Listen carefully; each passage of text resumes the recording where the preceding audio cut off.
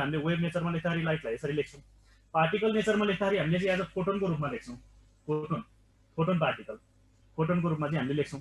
र लाइटलाई चाहिँ वेभ नेचरमा हामीले ट्रिट गर्दाखेरि हामीले जहिले पनि यो कुरा लास्ट पोइन्ट याद गर्ने, हेर त इन्टरफेरेन्स डिफ्र्याक्सन पोलराइजेसनहरू पढ्दाखेरि लाइटलाई हामी वेभ मान्छौँ र वेभ नेचरबाट हामी एक्सप्लेन गर्छौँ। त्यति बेला चाहिँ लाइटको इनर्जी केमा डिपेन्ड गरेको हामी हेर्छौँ, इन्टेन्सिटीमा। इन्टेन्सिटी बढ्यो भने इनर्जी बढ्ने, इन्टेन्सिटी घट्यो भने इनर्जी घट्ने। त्यो हामीले चाहिँ लाइटको इनर्जी इन्टेन्सिटीमा डिपेन्ड गर्छ त्यतातिर यदि वेभ क्यारेक्टरिस्टिक्स मान्दाखेरि। होइन लाइटलाई हामी पार्टिकलको रूपमा मान्छौँ भने लाइटको इनर्जी प्योरली केमा डिपेन्ड गर्छ, फ्रिक्वेन्सीमा डिपेन्ड गर्छ, इन्टेन्सिटीमा डिपेन्ड गर्दैन।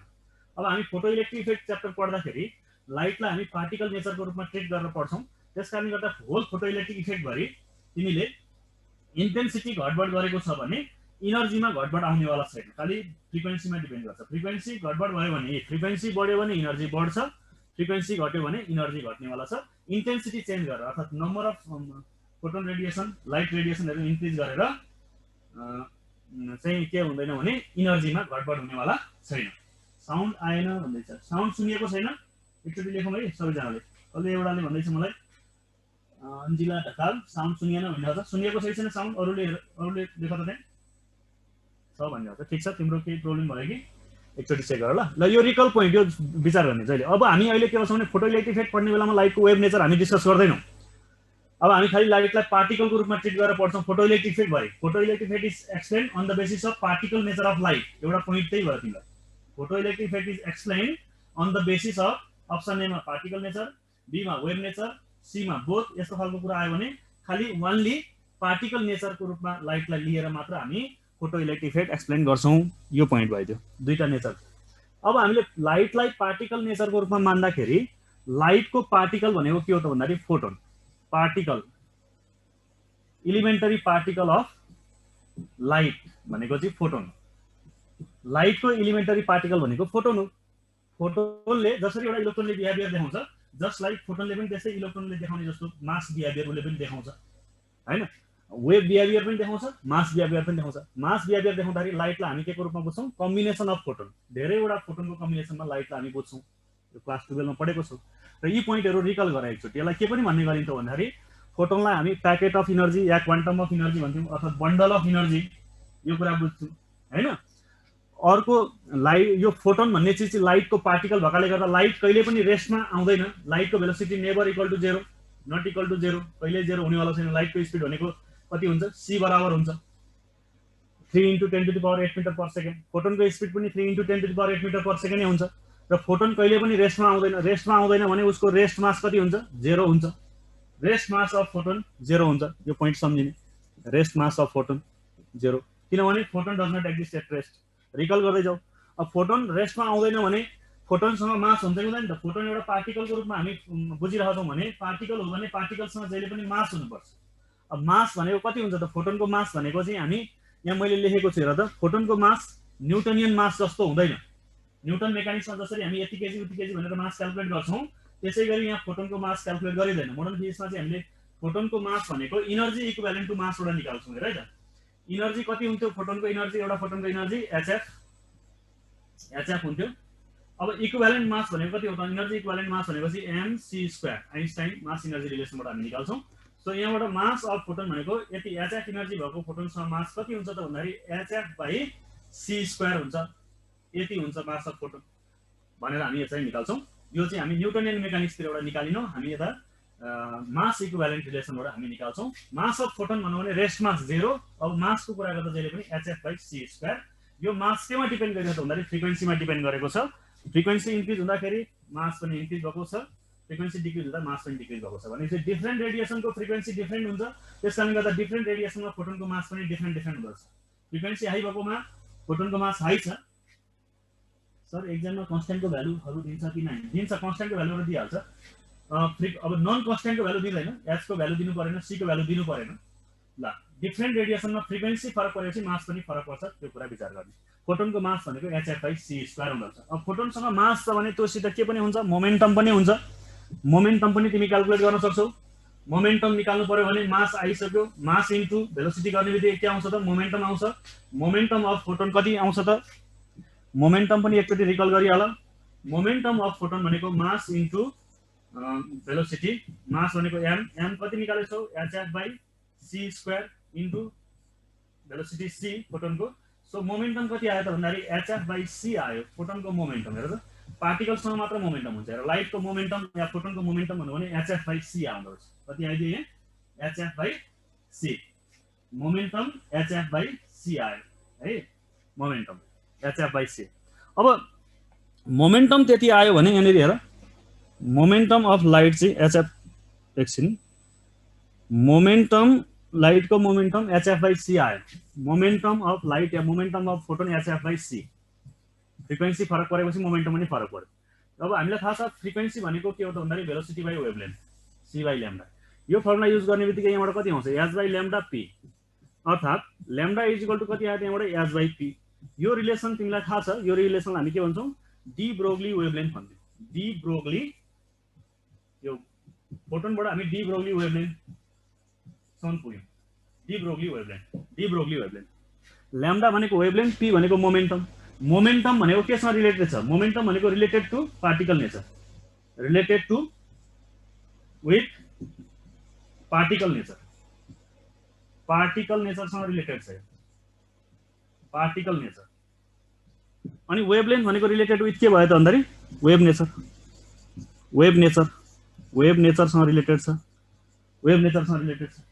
त एउटा इक्वेसनबाट हामी दुईटै हेर त वेभ नेचर र पार्टिकल नेचर दुईटै हामी कनेक्सन गर्न सक्यौ वेभ नेचर पार्टिकल नेचर त यो कनेक्सन कसले गरेको थियो त भन्दाखेरि हरेक संसारमा भएका आइदर तिम्रो रेडिएसन होस् रेडिएसन अर्थात लाइटहरु होस् या कुनै म्याटर पार्टिकलहरु कुनै इलेक्ट्रोन प्रोटोनहरु हुन् जुनसुकै पार्टिकलहरु हुन् ती दुईटा हरेक पार्टिकल या रेडिएसनसँग दुईटा नेचर जोडिएको हुन्छ एउटा वेभ नेचर अर्को पार्टिकल नेचर र दुईटै नेचर एउटै इक्वेसनबाट हामी चाहिँ लेख्न सक्छौं त्यो इक्वेसनलाई हामी भन्छौं de Broglie wavelength lambda equal to h/p र हरेक संसारका म्याटर या रेडिएसनको डुअल क्यारेक्टरिस्टिक्स हुन्छ भन्ने कुरा जो प्रपोज गर्यो जुन हाइपोथेसिसले प्रपोज गर्यो त्यो हाइपोथेसिसलाई हामी के भन्छौं डी ब्रोग्ली हाइपोथेसिस यो पढिरहेको कुरा हो डी ब्रोग्ली हाइपोथेसिस रिकल गरेको हामीले हाइपोथेसिस डी ब्रोग्ली हाइपोथेसिस अब एक्जाममा न्यूमेरिकल पोइन्टहरु यहाँबाट सोध्न सक्छ न्यूमेरिकलहरु चाहिँ हेर त मोमेन्टम दिन सक्छ या भेलोसिटी दिन सक्छ अनि डिफरेन्ट पार्टिकलको चाहिँ के हुन्छ त भन्दाखेरि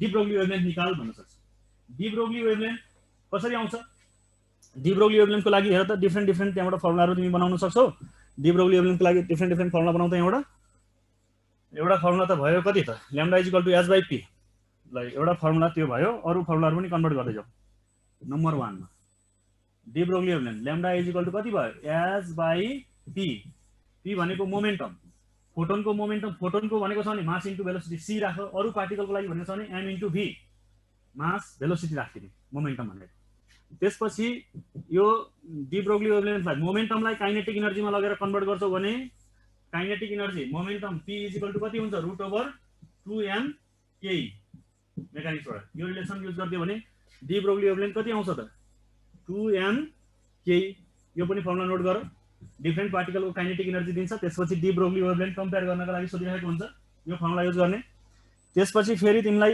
काइनेटिक एनर्जी नदिएर कुनै पनि चार्ज पार्टिकलको केसमा तिमीलाई चाहिँ चार्ज पार्टिकलहरु दियो रे ल चार्ज पार्टिकलहरु दिन्छ चार्ज पार्टिकलको केसमा चाहिँ सर्टेन पोटेन्शियल डिफरेन्सले चार्ज पार्टिकललाई तिमीले एक्सलेट गरायो त्यसको डी ब्रोग्ली वेभलेन्थ कति हुन्छ त भनेर सोध्यो रे कुनै फर चार्ज पार्टिकलको लागि lambda equal to h/√/2m certain charge पार्टिकललाई v पोटेन्शियल डिफरेन्सले एक्सलेट गरायो भने काइनेटिक एनर्जी भनेको कति हुन्छ त्यतिबेला kinetic energy equal to the q times v v भनेको के हो अहिले हो potential difference pd potential difference v potential डिफरेन्सले कुनै चार्ज पार्टिकललाई एक्सलेट गरायो भने त्यो चार्ज पार्टिकल मुभ गर्दाखेरि त्यसले कति वेभलेन्थ क्रिएट गर्छ कति वेभलेन्थको वेभ क्रिएट हुन्छ भनेर सोध्यो भने यो फर्मुला तिमीले युज गर्ने डिफरेन्ट पोटेन्शियल हैन अब तिमीले चाहिँ 2 भोल्ट हुँदाखेरि वेभलेन्थ त्यति थियो 3 भोल्ट हुँदा कति हुन्छ अब प्रोटोन र इलेक्ट्रोन दुईटा चार्ज पार्टिकल थिए यिनीहरु यति पोटेन्शियल डिफरेन्सले चाहिँ यिनीहरु एक्सलेट भए तिनीहरुको डी ब्रोग्ली वेभलेन्थ कम्पेयर गर भनेर सोध्यो भने q भनेको चार्ज v भनेको पोटेन्शियल डिफरेन्स यो फर्मुलाबाट तिमी के गर्न सक्छौ कुनै चार्ज पार्टिकलको वेभलेन्थ निकाल्न सक्छौ डी ब्रोग्ली वेभलेन्थ ठीक छ डी ब्रोग्ली वेभलेन्थ भनेको wavelength associated with the moving particle okay त्यसपछि अर्को कुरा फेरि यदि तिमीले कुनै पनि पार्टिकल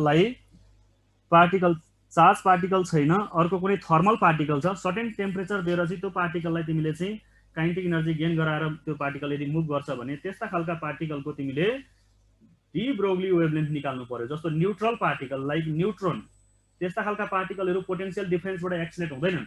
त्यस्ता खालका पार्टिकललाई सर्टेन टेम्परेचर दिएर तिमीले एक्सलेट गरायो भने त्यसले certain average thermal kinetic energy KB, average लेखिरहेको छु मैले, average thermal kinetic energy KB T gain गर्यो भने सर्टेन टेम्परेचर, टी भनेको टेम्परेचर, टी भनेको टेम्परेचर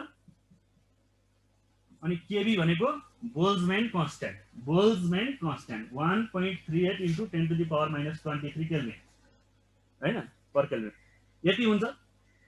यसरी डिफरेन्ट हामीले चाहिँ कन्डिसनबाट डी ब्रोग्ली वेभलेन्थ निकाल्न सक्छौं। डिफरेन्ट टेम्परेचरमा कति de Broglie wavelength, different potential डिफरेन्समा कति de Broglie wavelength, different kinetic energy दिँदाखेरि कति डी ब्रोग्ली वेभलेन्थ, डिफरेन्ट भेलोसिटीले मुभ गर्दाखेरि कति डी ब्रोग्ली वेभलेन्थ, यी फर्मुलाहरू युज गरेर तिमीले न्यूमेरिकल प्रोब्लेमहरू बनाउन सक्छौ। यी फर्मुलाहरू नोट गरिराखेको राम्रो हुन्छ। ठीक छ, यसरी हामी फोटोन पढ्दा पढ्दै हामी कहाँसम्म पनि पुग्यौं त भन्दाखेरि डी ब्रोग्ली वेभलेन्थसम्म पुग्यो, डी ब्रोग्ली वेभलेन्थ। ल अब त्यसपछि अर्को पोइन्ट मैले के लेखेको छु त फोटोनमै ब्याक टु फोटोन। फोटोनमा मैले के लेखेको छु अर्को भने हेर त यहाँ, velocity of photon is same in all frame of reference but different in different medium भनेको छ। डिफरेन्ट इन डिफरेन्ट मिडियम, यो एकदम important point. Velocity of photon is same in all frame of reference. तिमी either moving फ्रेमबाट हेर या rest फ्रेमबाट हेर, जुनसुकै फ्रेमबाट तिमी हेर्छौ भने पनि फोटोनको भेलोसिटी भनेको जहिले पनि सेम देखिन्छ, that is equal to velocity of light. Velocity of light सम्म जति हो त्यति नै देखिने वाला छ फोटोनको भेलोसिटी। त्यसकारणले गर्दाखेरि तर यदि मिडियम चेन्ज भयो भने चाहिँ, जस्तो एयरमा हुँदाखेरि लाइटको भेलोसिटी एउटा हुन्छ भने वाटरमा गएपछि त फरक हुन्छ। त्यसकारणले गर्दा मिडियम चेन्ज भयो भने भेलोसिटी चेन्ज हुन्छ, मिडियम सेम छ भने फोटोनको भेलोसिटी के हुन्छ, सेमै हुन्छ। Whatever be the frame of reference, frame of reference change भएर भेलोसिटी फोटोनमा चेन्ज आउनेवाला छैन। त्यस कारणले गर्दा मैले यो नोटमा के भनेको छु त भन्नु त, यहाँनिर नोटमा यहाँ हेर पोइन्टहरू, नोटमा फर्स्ट सेकेन्ड दुईटा पोइन्ट बनाएको छ यहाँनिर, एकचोटि रिकल गर। रिलेटिभ यो photon does not follow the vector law of addition भनेको छ। त्यही भएर photon does not follow the vector law of addition. Ordinary हामीले जसरी मेकानिक्समा पार्टिकलहरूको रिलेटिभ भेलोसिटी जसरी निकाल्थ्यौँ त्यसै गरेर फोटोनको रिलेटिभ भेलोसिटी निकाल्नु पर्ने जरुरी छैन, किनभने photon does not follow the vector law of addition. Photon does not follow vector law of addition, त्यो कुरा विचार गर्नु। फोटोनले vector law of addition follow गर्दैन। किन गर्दैन भने हामीले चाहिँ रिलेटिभ भेलोसिटी निकाल्नका लागि हेर न, अब्जेक्ट ए को रेस्पेक्टमा अब्जेक्ट बी को रिलेटिभ भेलोसिटी, ए को रेस्पेक्टमा बी को अर्थात् बी को रेस्पेक्टमा relative velocity of A with respect to B निकाल्नु पर्यो भने, ए को भेलोसिटी निकाल्नु पर्यो विथ रेस्पेक्ट टु बी भने बी लाई केमा तान्नु पर्ने हुन्छ, रेस्टमा तान्नु पर्ने हुन्छ। सर्टेन भेलोसिटी यो भीबी ले यता कुदिरहेको थियो भने यसलाई ब्याकवर्ड भीबी ले तान्दिएपछि यो केमा आउँथ्यो, रेस्टमा आउँथ्यो। यो कतिले कुदिरहेछ, भीए। अनि त्यसपछि हामीले भेक्टर ल अफ एडिसनमा के गर्थ्यौं भने दुईटालाई जोड्दिन्थ्यौं, भीए जोडेको भीबी प्लसै गरेको प्लस माइनस गर्दा माइनस, यसरी निकाल्थ्यौं। यो बी भन्ने पार्टिकल उता भेलोसिटी भीबी ले कुदिरहेको थियो, यसलाई ब्याक तान्ने बित्तिकै त्यति नै भेलोसिटीले ब्याक तान्ने बित्तिकै केमा आउँथ्यो, रेस्टमा आउँथ्यो। अनि रिलेटिभ भेलोसिटी निकाल्थ्यौं यसरी। तर फोटोनको केसमा के हुँदैन भने दुईटा फोटोन यसरी एउटा सी भेलोसिटीले कुदिरहेछ अनि अर्को फोटोन चाहिँ यसरी सी भेलोसिटीले त कुदिरहेको थियो। एउटा फर्स्ट फोटोनलाई सेकेन्ड फोटोनको कम्प्यारिजनमा रिलेटिभ भेलोसिटी निकाल्नु पर्यो भने यो फोटोन यता सी ले कुदिरहेछ भने त्यही टाइममा यतापट्टि पनि कति हुन्छ यसको स्पिड भनेको छ सी नै। हरेक फ्रेममा यसको भेलोसिटी कति हुन्छ, सी। यतातिर सी छ भने यसलाई ब्याकवर्ड तान्दा पनि यसको स्पिड कति हुन्छ, सी माइनस सी हुनेवाला छैन। त्यसकारणले गर्दाखेरि फोटोनमा हामीले कहिले पनि रिलेटिभ भेलोसिटीको कन्सेप्ट युज गर्न सक्दैनौँ। Photon does not follow the vector law of addition भन्न खोजेको, फोटोनले कहिले पनि vector law of addition follow गर्दैन, यो कुरा बताइरहेको छु। अब यसैलाई रिलेटेड एउटा क्वेसन छ, फोटोनले vector law of addition follow गर्दैन, त्यो ध्यानमा राख्ने। त्यसपछि एउटा यहाँ क्वेसन दिएँ मैले, ल यो क्वेसन हेर, यो क्वेसन पढ त, अलिकति कन्सेप्चुअल क्वेसन छ। Two photons are travelling along the same straight line but in opposite direction, but in opposite direction. The relative velocity between two is, relative velocity between two is कति हुन्छ? Answer लेख, answer कति आउँछ, कति ल answer लेख्ने, answer 2c लेखिरहेको छ, कसैले a लेखेको छ, कति आउँछ? ल दुईटा फोटोन सेम स्ट्रेट लाइनमा मुभ गरिरहेको छ अपोजिट डिरेक्सनमा, एउटा c ले अर्को कतिले, c ले। रिलेटिभ भेलोसिटी निकाल भनेको छ।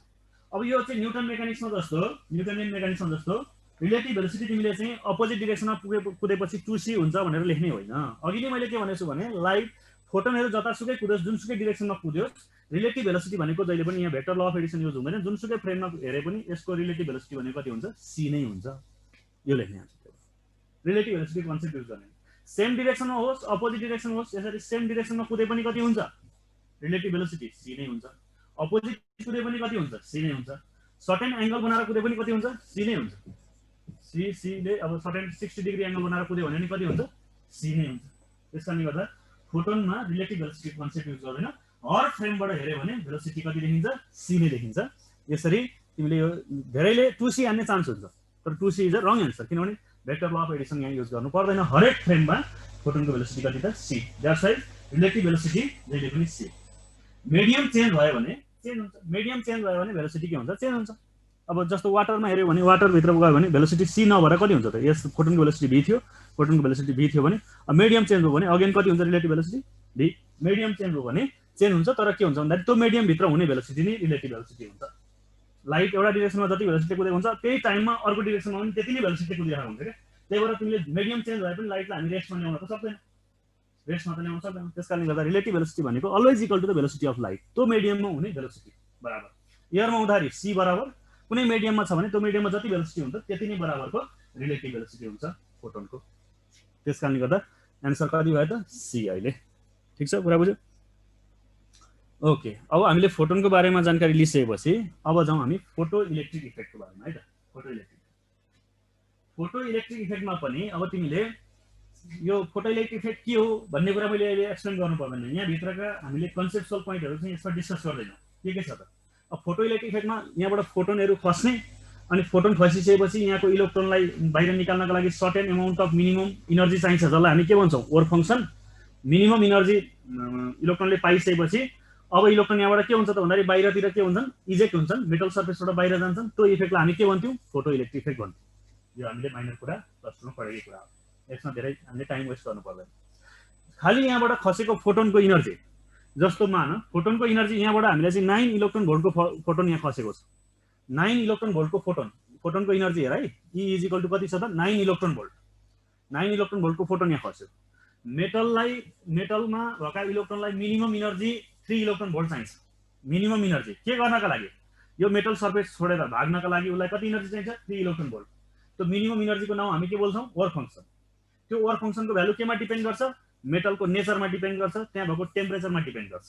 डिफरेन्ट मेटलमा इलेक्ट्रोनहरु डिफरेन्ट एनर्जीले बाइन्ड भएर बसेका हुन्छ। त्यसकारणले गर्दाखेरि मेटल अनुसार वर्क फंक्सनको भ्यालु फरक पर्छ र त्यहाँ भएको टेम्परेचर अनुसार मेटललाई कति टेम्परेचरमा राखेछ त्यो अनुसारले पनि इलेक्ट्रोनको बाइन्डिङ एनर्जी अर्थात् इलेक्ट्रोन वर्क फंक्सनहरु फरक पर्छ। मिनिमम एनर्जी जुन हामीले यहाँ युज गर्नुपर्ने हुन्छ इलेक्ट्रोनलाई एउटा फुत्काउनका लागि, बाहिर निकाल्नका लागि, त्यो एनर्जीको नाम हामी वर्क फंक्सन भन्छौँ। अब फोटो इलेक्ट्रिक इफेक्टमा के पर्छौँ त हामी भन्दाखेरि जस्तो फोटोनको सुटेबल एनर्जी यहाँ मेटलमा खस्नु पर्यो, वर्क फंक्सन भन्दा मिनिमम एनर्जी भन्दा कम से कम बढी हुनु पर्यो, अनि बढी एनर्जी भएको फोटोन यहाँ खस्छ भने यसले यसबाट यहाँबाट इलेक्ट्रोन निकाल्न सक्छ। मेरो ल्याङ्ग्वेजलाई अब क्लियरली याद गर्नु, कन्सेप्चुअल कुरा यिनीहरु आउँछ। सबैलाई थाहा छ फोटोन खसेपछि इलेक्ट्रोन निकाल्ने इफेक्टलाई हामी फोटो इलेक्ट्रिक इफेक्ट भन्छौँ। यो निस्केका इलेक्ट्रोनलाई हामी के भन्छौँ? Photo electron. यसमा धेरै टाइम स्पेन्ड गर्नु पर्दैन। तर अब मेरो कन्सेप्चुअल पोइन्ट के हो भने यो फोटो इलेक्ट्रोन निकाल्नका लागि कन्डिसन के हो? फोटो इलेक्ट्रोन निस्किनका लागि कन्डिसन के हो त भन्दाखेरि इन्सिडेन्ट फोटोनको energy greater than or equal to के हुनुपर्छ? Work function. कन्डिसन यो थियो है, इलेक्ट्रोनले यहाँबाट बाहिर फुत्किनका लागि कन्डिसन के हुनु पर्थ्यो? P greater than equal to 5। तर यो ग्यारेन्टी छैन कि फोटोनको एनर्जी वर्क फंक्सन भन्दा बढी छ भने बढी हुँदैमा यहाँबाट इलेक्ट्रोन बाहिर निस्केर गइहाल्नु पर्छ, स्योर एन्ड सर्टेन छैन। एकदम यहाँ कन्सेप्चुअल स्योर छैन कि यहाँबाट फोटोनको एनर्जी वर्क फंक्सन भन्दा बढी छ। ल 9 इलेक्ट्रोन भोल्ट छ, वर्क फंक्सन 3 इलेक्ट्रोन भोल्ट छ भने यहाँबाट बाहिर इलेक्ट्रोन निस्केरै गइहाल्छ, निस्किन सक्ने चान्स आयो, किनभने उसलाई मिनिमम चाहिने 3 इलेक्ट्रोन भोल्ट थियो। तर निस्किनै पर्छ इलेक्ट्रोन बाहिर, जरुरी छैन। किन त भन्दाखेरि फोटो इलेक्ट्रिक इफेक्ट हुँदाखेरि के हुन्छ त? केस यहाँ आएर है त, यहाँबाट आएका फोटोनहरु पहिला इलेक्ट्रोनसँग इलास्टिक कोलिजन बनाउँछन्, अनि इलास्टिक कोलिजन बनाइसकेपछि अब के हुन्छ त भन्दाखेरि यी इलेक्ट्रोनहरु पनि एकअर्कासँग, यहाँ भित्र त मेटल भित्र त नम्बर अफ इलेक्ट्रोन छ, नम्बर अफ एटमहरु हुन्छ हैन सरफेसमा। ती इलेक्ट्रोनले अर्को एटमसँग के गर्छ? कोलिजन गर्छ। कोलिजन गर्दाखेरि उसले सर्टेन इनर्जीहरू के गर्छ वेस्ट हुन्छ त्यहाँनिर लस गर्छ अनि इनर्जी लस गरिसकेपछि इलेक्ट्रोन फ्याटिक भइदियो भने त्यहाँबाट बाहिर जान नसक्ने स्थितिमा पनि हुनसक्छ वेस्ट यहाँबाट खसेको इनर्जी नै बढी जस्तो चाहिँ इलेक्ट्रोनले कोलिजन गरेर वेस्ट गरिदियो भने 9 इलेक्ट्रोन भोल्टको इनर्जी थियो इलेक्ट्रोनहरू कोलिजन गरेर वेस्टेज बढी गरिदियो भने 9 मा 9 नै वेस्टेज गरिदियो भने यहाँबाट इलेक्ट्रोन बाहिर निस्केर जान सक्ने स्थिति त हुँदैन वेस्ट भएन यसमा नै इलेक्ट्रोन 9 इलेक्ट्रोन भोल्टको इनर्जी खसेको थियो त्यसमा कुनै पनि इनर्जी वेस्ट भएन खाली इलेक्ट्रोनले मिनिमम 3 इलेक्ट्रोन भोल्ट चाहिएको थियो निकाल्नका लागि 3 इलेक्ट्रोन भोल्ट पुगिसकेपछि बाँकी बचेको इनर्जी लिएर चाहिँ इलेक्ट्रोन बाहिर जान सक्छ चान्सेस त भयो अब कति एक्स्ट्रा वेस्ट भएन भने 6 इलेक्ट्रोन भोल्ट लिएर इलेक्ट्रोन बाहिर जान सक्छ वेस्ट भएन भने तर यो जरुरी छैन कि यहाँबाट फोटोन खसेपछि इलेक्ट्रोनले इनर्जी पाइसकेपछि इलेक्ट्रोन एकअर्कामा कोलिजन गरेर त्यहाँ उसले इनर्जी वेस्ट गर्ने चान्सेस हुन्छ इनर्जी वेस्ट गरिदियो भने इलेक्ट्रोन यहाँबाट बाहिर जान सक्दैन त्यस कारणले गर्दाखेरि यो कन्डिसनले इनर्जी यो फोटोनको इनर्जी वर्क फंक्सन भन्दा बढी हुँदाखेरि फोटो इलेक्ट्रिक इफेक्ट हुने चान्सेस हो यो चान्सेस हो तर स्योर हैन चान्सेस हो है फोटो इलेक्ट्रिक इफेक्ट हुने चान्सेस छ तर के छैन भन्दाखेरि स्योर छैन स्योर छैन भनेपछि कसले लेखेको छ फोटोन रिफ्लेक्ट ब्याक हुन्छ सर हुन्छ नि अब उसले त्यहाँबाट इलेक्ट्रोन निकाल्न सकेन भने के हुन्छ फर्किनु पर्छ नि रिफ्लेक्सन भइहाल्छ नि अहिले त्यतातिर नजाऊ फोटो इलेक्ट्रिक इफेक्टमा भन्दै थिएँ मैले यो कन्डिसन हुँदाखेरि इनर्जी चाहिँ वर्क फंक्सन भन्दा बढी हुँदाखेरि फोटो इलेक्ट्रिक इफेक्ट हुने चान्सेस छ तर स्योर छैन किन त भन्दाखेरि यही सिनेरियोलाई म यहाँ देखाउँछु यहाँनिर हेर त मेरो अर्को नेक्स्ट स्लाइडमा यहाँनिर यो कुरा छ हेर ल फोटो इलेक्ट्रिक इफेक्टका लागि मैले इन्सिडेन्ट फोटोनको energy this is incident photon incident भयो कुनै मेटल ल मान फोटोन इन्सिडेन्ट भयो कति इनर्जीको फोटोन छ 9 इलेक्ट्रोन भोल्ट यसैमा हेर 9 इलेक्ट्रोन भोल्ट फोटोनको इनर्जी थियो 9 इलेक्ट्रोन भोल्ट मेटललाई चाहियो वर्क फंक्सन कति मेटलमा भएको इलेक्ट्रोनको मिनिमम इनर्जी कति चाहियो निकाल्नको लागि 3 electron volt work function 3 electron volt अनि यहाँ फर्स्ट केसमा के मानेछ भने waste of energy due to collision कति छ 0 वेस्ट भयो भने अब इलेक्ट्रोनले कति इनर्जी लिएर जान्छ 6 इलेक्ट्रोन भोल्ट कति लिएर जान्छ 6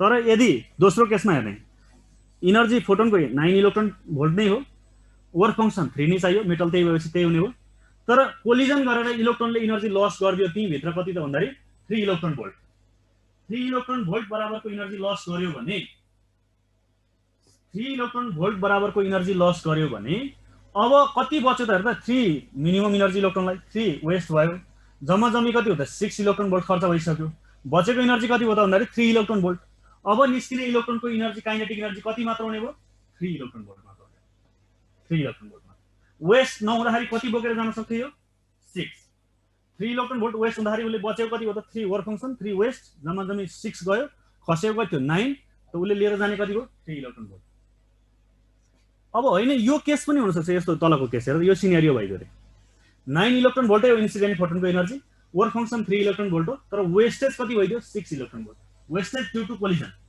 कोलिजनको कारणले गर्दाखेरि वेस्ट भयो वेस्ट 6 इलेक्ट्रोन भोल्ट भयो भने अब जम्मी हेर त 3 electron volt minimum energy work फंक्सनको लागि गयो अनि 6 इलेक्ट्रोन भोल्ट वेस्ट भइदियो जम्मी कति खर्च भइसक्यो 9 इलेक्ट्रोन भोल्ट खर्च भइसक्यो अब इलेक्ट्रोनले बोकेर जाने एनर्जी कति भयो त 0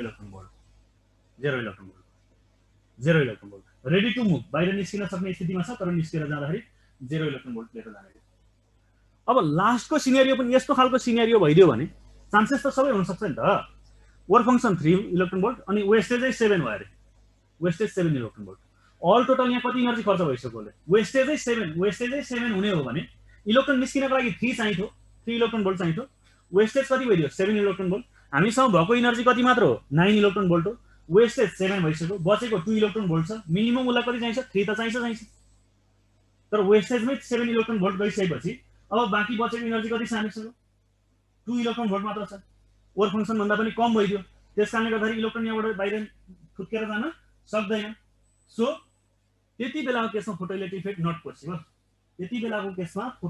इफेक्ट नट पोसिबल हेर त पोसिबलै छैन किन भन्दाखेरि वेस्टेजै कति भयो 7 इलेक्ट्रोन भोल्ट इलेक्ट्रोनलाई फुत्केर जानको लागि कति चाहिन्छ मिनिमम 3 इलेक्ट्रोन भोल्ट वेस्टेज 7 भइसक्यो खसेको हामीसँग एभाइलेबल एनर्जी कति मात्र हो 9 इलेक्ट्रोन भोल्ट अब 9 मध्ये 7 त वेस्टै भइसक्यो बचेको कति छ 2 इलेक्ट्रोन भोल्ट 2 इलेक्ट्रोन भोल्टले त इलेक्ट्रोनलाई त्यहाँबाट बाहिर लान सक्दैन बाहिर लानका लागि मिनिमम पनि कति चाहिन्छ 3 इलेक्ट्रोन भोल्ट र यसबाट के थाहा पाइयो त भन्दाखेरि यही हो अघि भन्न खोजेको कुरा मैले इनर